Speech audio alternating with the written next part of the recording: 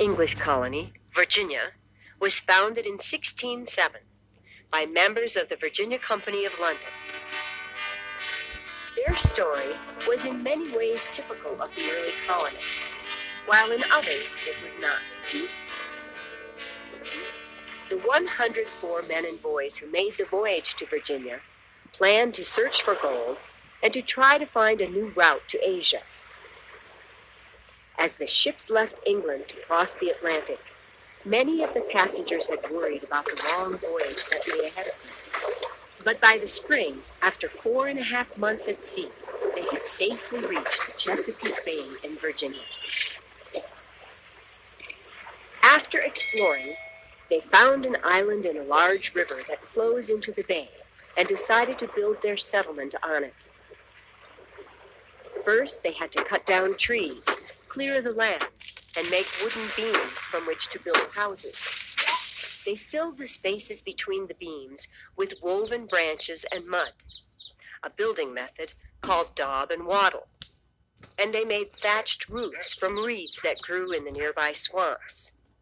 When they were done, the houses of the settlement they named Jamestown, after King James, looked a lot like those they had known in England.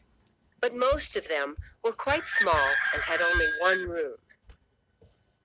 As time went by, the colonists also built barns where they could store supplies. And they built a new church where regulations required them to worship twice a day. They even sharpened logs to make a wall all the way around the first English town, or fort as they called it, for protection against both hostile tribes of American Indians and from the Spanish soldiers that lived to the south in Florida. Most of the work of building Jamestown was done by the poorer colonists. The other half of the colonists were wealthy members of England's upper class who, according to the old English ways of doing things, were not expected to work. This caused many bad feelings at the colony, but that was just one problem Jamestown faced. Another was that it was built on swampy land that was bad for farming. Most of the drinking water was no good. The swamps were filled with disease-carrying mosquitoes.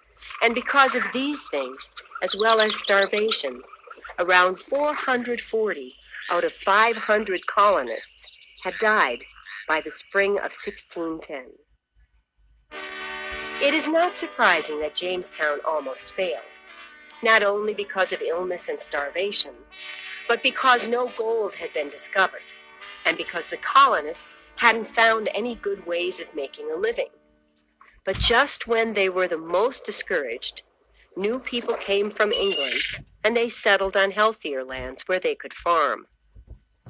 The Jamestown colonists were led for many years by this man, Captain John Smith.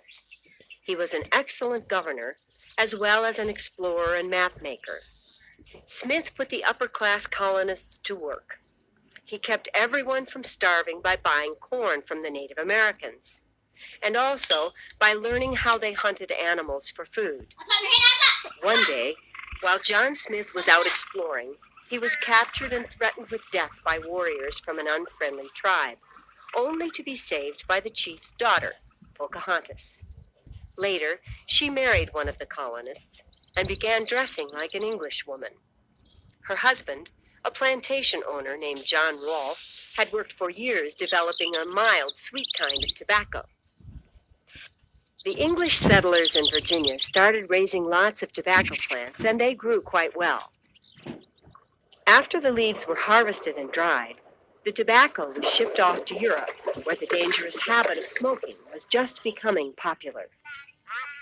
As the years passed, tobacco farming brought the colony great prosperity.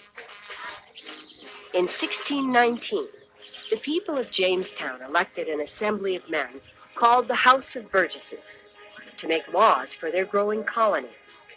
That turned out to be a very important year because it was the beginning of representative government in America.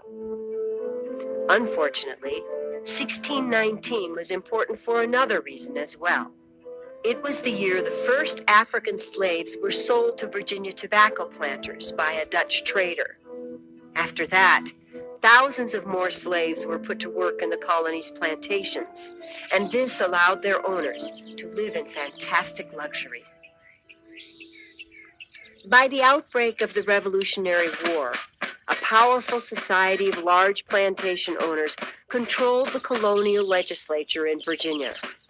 Two of the most famous of these Virginia gentlemen were George Washington, who maintained his beautiful plantation of Mount Vernon alongside the Potomac River, and Thomas Jefferson, whose grand plantation called Monticello stood far to the west in the foothills of the Appalachian Mountains. Both plantations had hundreds of slaves.